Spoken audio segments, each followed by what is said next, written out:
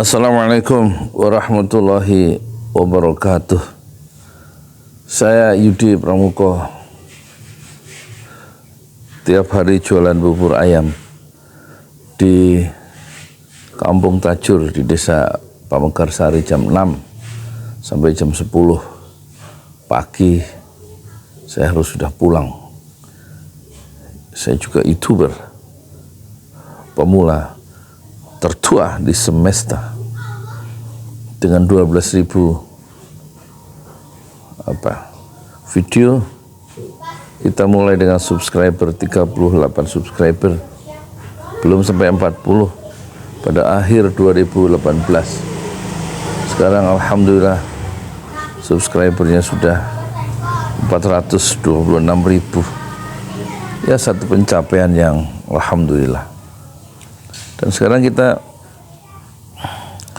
bicara tentang Prabowo ya, yang dihantui oleh ketakutan sepanjang hidupnya, dan itu adalah refleksi dari pengalaman masa kecilnya yang dia dibesarkan oleh ayahnya Sumitro Joyo Hadikusumo, yang mengambil posisi berseberangan ayahnya itu dengan Soekarno, bergabung dengan PRRI, PRRI itu perjuangan revolusioner Republik Indonesia, dan PRRI kemudian dihancurkan oleh Ahmad Yani atau oleh Soekarno. Dan tentu nasib ayahnya itu tidak menentu, lari ke luar negeri Sumitro Joyo Hadikusumo, dan tidak sempat dipenjara karena dia berhasil meloloskan diri ya. Sementara orang-orang PRRI, salah satunya adalah Muhammad Nasir yang bersama dengan Sumitro Joyo Hadikusumo, itu dikerangkeng ya oleh Soekarno selama 6 bulan. 6 bulan, 6 tahun. Dan banyak yang terbunuh karena memang ditumpas secara militer ya. PRRI satu gerakan koreksi yang menurut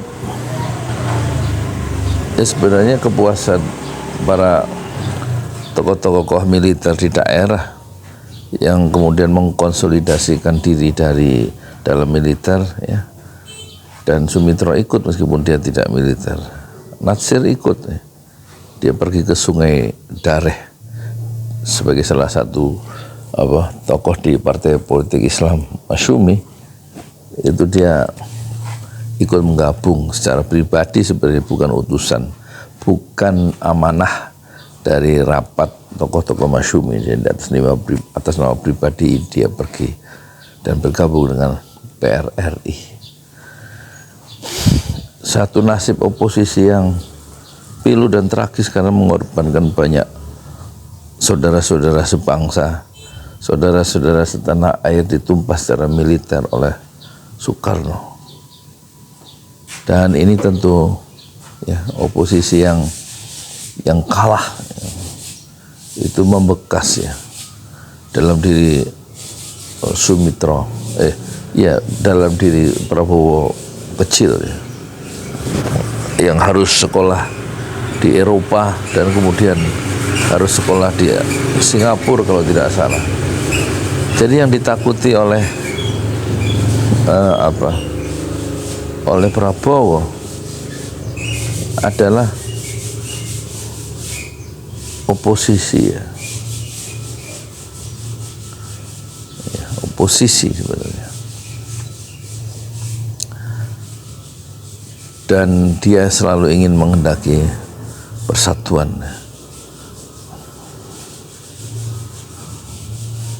Dia ingin tidak mengalami kekalahan ya, seperti yang dialami oleh ayahnya itu. Jadi pergulatan batin atau istilahnya pengalaman spiritual yang dialami, yang dia saksikan ketika ayahnya itu dikalahkan oleh kekuasaan, itu menimbulkan semacam luka psikologis yang dalam dan lama yang dialami sejak masa kecil oleh Prabowo, dan tentu dia ingin menggapai selalu kemenangan. Dan pengalaman traumatik yang membuat dia itu kalah terus itu dalam merebut RI 1 ya. 3 kali dia kalah. Pertama ketika dia jadi wakil calon presiden, dan calon presiden adalah Megawati, dia kalah dalam pertarungan itu. Megawati dikalahkan oleh SBY kalau tidak salah. Kemudian Prabowo maju lagi ya, bersama dia sebagai calon presiden didampingi wakilnya dari Hatta Rajasa. Dia dikalahkan oleh the newcomer Jokowi ya. Kerinduan untuk memulihkan luka hati dan tidak ingin menjadikan bagian dari orang-orang kalah, sebagaimana yang kekalahan itu secara menyakitkan dialami oleh ayahnya Sumitro Djoyohadikusumo dalam PRRI yang diluluh lantakkan oleh militer di masa Soekarno dan Ahmad Yani. Tentu dia tidak ingin ya kalah lagi, dan dia mencoba berjuang, dan ternyata dia kalah lagi saat dia bertarung menjadi presiden untuk ketiga kalinya. Nah, keempat kalinya dia tentu berhitung dengan umur yang semakin bertambah tua dan kerinduan untuk menjadi seorang pemenang. Kemudian dia lakukan dengan segala cara ya, dengan cara merangkul yang kuat, dengan strategi merangkul yang kuat, yaitu Jokowi, dan dia kemudian melakukan apa saja demi mencapai kerinduan lama. Tidak ingin menjadi orang yang kalah sebagaimana ayahnya dulu dalam pihak yang kalah di PRRI ya. Dan akhirnya dia berhasil membawa luka hatinya itu, berhasil mencapai posisi yang diinginkan sejak lama, yaitu sebagai orang yang tidak kalah, orang yang menang. Dan tentu dia membayangkan ya kegirangan hatinya mengenangkan perjuangan ayahnya Sumitro Djoyohadikusumo yang pernah dikalahkan dalam perjuangan ya meluruskan perjalanan Republik yang saat itu didominasi oleh Soekarno yang dipengaruhi oleh Partai Komunis Indonesia. Jadi meskipun dia sekarang menang, dia tidak ingin kalah terlalu cepat atau dikalahkan, sehingga dia sebenarnya menang dalam rasa yang tidak nyaman sebenarnya. Tapi dia harus menahan rasa tidak nyaman itu dengan segala cara yang dia mungkin bisa lakukan. Meskipun Gibran sebagai wakil presiden dia itu diserang terus-menerus, dia tidak mencoba untuk membalas serangan-serangan itu. Karena kalau dia membalas serangan civil society ke Gibran dan dia mencoba melindunginya, tentu dia akan dipukul habis, diserang habis oleh netizen, diserang habis oleh akademisi, diserang habis oleh kaum oposisi, sesuatu yang dia coba hindarkan. Prabowo tidak ingin mengulangi luka lama yang sekarang mulai tertutup, dan dia bisa menikmati arti sebuah kemenangan dalam politik sebagai presiden RI. Tetapi dia masih belum merasa aman. Oleh karena itu menutupi kegalauannya dalam posisi puncaknya yang terakhir, mungkin yang pertama dan terakhir karena usia yang tidak bisa dia lawan sebagai sebuah takdir dari Tuhan. Dia kemudian mengakomodasi, menerima apa saja keinginan penguasa lama dengan memasukkan hampir 50% kabinet lama, bagian dari kabinet baru, sebenarnya demi keamanan secara psikologis dari Prabowo sendiri. Inilah satu corak pemimpin baru dari Indonesia, yaitu Prabowo Subianto, yang membawa luka lama pengalaman batin keluarganya, yaitu Sumitro Joyo Hadikusumo yang pernah dikalahkan melawan kekuasaan Soekarno. Meskipun akhirnya Sumitro itu menjadi orang yang terhormat di sisi Soeharto, tapi dia juga tidak, ya, Prabowo juga tidak pernah lupa, meskipun Sumitro menjadi orang yang aman di sisi Soeharto sebagai besannya, tetapi dia tidak lupa. Dia akhirnya mengalami kekalahan mental yang luar biasa karena dia melakukan penculikan di awal pergantian kekuasaan di tengah kekisruhan bangsanya tahun 98, dan akhirnya dia terpaksa melarikan diri, mengamankan diri ke Yordania selama 2 tahun, dan dia pulang dalam perlindungan politik Gus Dur. Jadi pengalaman-pengalaman sebagai orang kalah yang dulu pernah dia alami sebagai anak ketika ayahnya kalah berhadapan dengan kuasa Soekarno, dan kemudian dia mengalami sendiri kekalahan ketika mertuanya mengalami kekalahan dan dicaci maki oleh bangsanya sendiri, dan dia sendiri terusir ke Yordania. Itu betul-betul satu pengalaman psikologis yang sangat traumatik yang dialami oleh Prabowo, dan dia tidak ingin di ujung senjanya mengalami kekalahan lagi, sehingga dia mencoba menyatukan semua oposisi, menutup peluang oposisi yang bisa menghancurkan karirnya, setidak-tidaknya mengganggunya secara psikologis, membuat luka secara psikologis saat dia memimpin selama 5 tahun. Oleh karena itu dia menerima saja satu semacam intimidasi, semacam ancaman dalam tanda petik dari penguasa lama untuk memasukkan yang orang-orangnya sebanyak mungkin sampai 50%, sampai 17 menteri dalam kabinet Prabowo.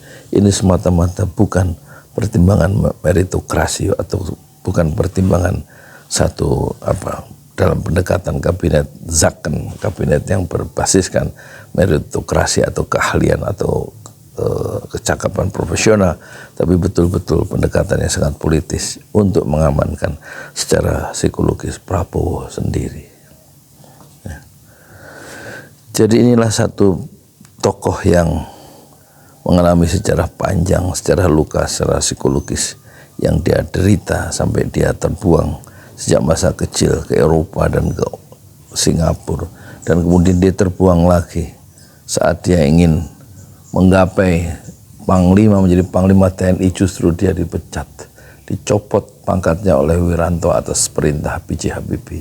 Betul-betul satu pukulan psikologis yang hampir mematikan harapan Prabowo. Tapi Gus Dur memanggil dia kembali pulang setelah dia membasuh luka hatinya di naungan teman baiknya Raja Yordania. Dan sekarang dia akan berkarya dengan rasa yang kelihatan tidak secure. Kita lihat pidato pertamanya setelah dilantik, dan kita lihat ya ucapannya dalam rapat paripurna yang pertama hari Rabu saat usia kekuasaannya baru 3 minggu. Tampak Prabowo bicara penuh dengan ketegangan psikologis. Dia ada yang merasa dipendam, merasa belum aman ya sebagai presiden. Apalagi hampir setiap hari media massa itu menghajar calon atau menghajar orang yang duduk di sebelah kiri, yaitu Gibran, yang memang disebut oleh majalah Tempo sebagai anak haram konstitusi, dan dalam kecaman yang deras dari seluruh penjuru langit dari utara selatan terhadap Gibran, di bawah tekanan serangan dari barat dan timur terhadap Gibran yang dititipkan oleh Jokowi, betul-betul menjadi beban psikologis yang baru bagi Prabowo Subianto. Alangkah malangnya presiden kita yang baru, presiden ke-8, Prabowo Subianto yang membawa luka lama, luka psikologis lama, dan sekarang dia tetap dikayuti dan ditemani oleh luka psikologis yang baru bersama Gibran Rakabuming Raka. Assalamualaikum warahmatullahi wabarakatuh. Di jalan Allah. Ini Masjid Enam Syuhada lagi dikunjungi sama Ketua Hilmi. Modal awalnya berapa Pak Yudi Pramuko? 750.000. 750.000 rupiah aja. Jadi ini 500 jutaan nih barang. Sekarang udah habis 310. Masya Allah, tuh udah pakai keramik, laponnya tinggal. Granit tuh kayak marmer. Tuh, Masya Allah nih, sampai juga kita ke sini. Masjid Enam Syuhada, ngapa namanya Masjid Enam Syuhada, Ya, Pak Yudi? kita mau mendokumentasikan perjuangan dakwah nama anak muda pengawal Habib Rizik Syihab itu. Masya Allah. Yang dibunuh sama orang jahat di kilometer 50. Kilometer 50 ya. Itu kan simbol memperjuangkan dakwah itu kita harus memberikan segalanya untuk Islam kan ya. Untuk Masya dakwah Islam. Allah. Dan nama anak muda itulah yang sudah memberikan segalanya untuk Islam. Masya Allah. Apa nanti nama pemuda itu ada juga di sini mungkin diterahkan? Mungkin namanya 6 Syuhada. 6 Syuhada Ya. itu, 6 Syuhada dipasang di sini, 6 Syuhada. Bip Ali, apa yang dikomentarin dari ini semua, Bip Ali? Masya Allah, luar biasa. Dari uang 700.000, kalau pengen ternyata bisa. Bisa. Allah kirim. Tuh, bisa. Ya, Masya. dengan masuk satu gang kecil, tapi Bapak ini luar biasa. Kecil tuh. Masya Allah ya. Satu call aja.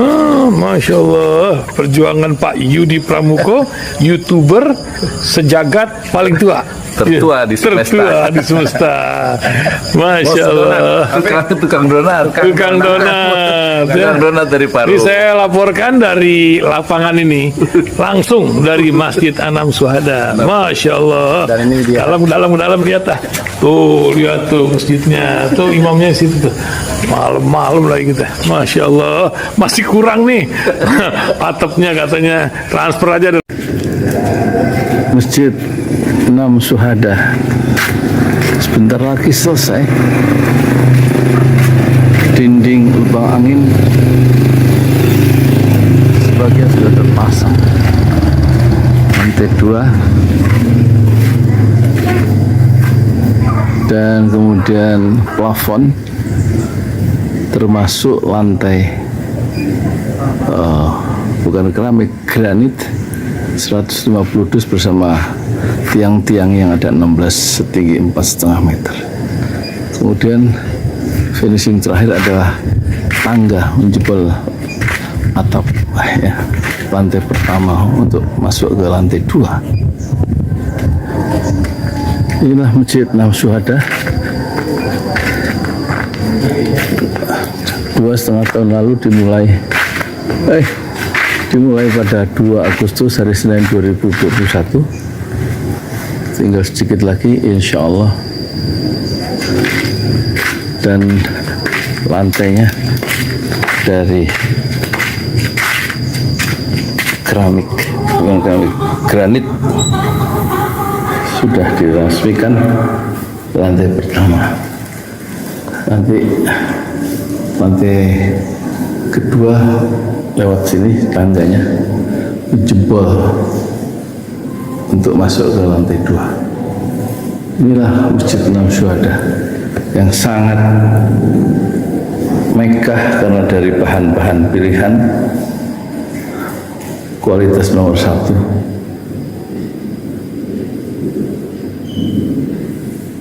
Tinggal sekitar 80 juta lagi finishing lantai atas selesai insya Allah.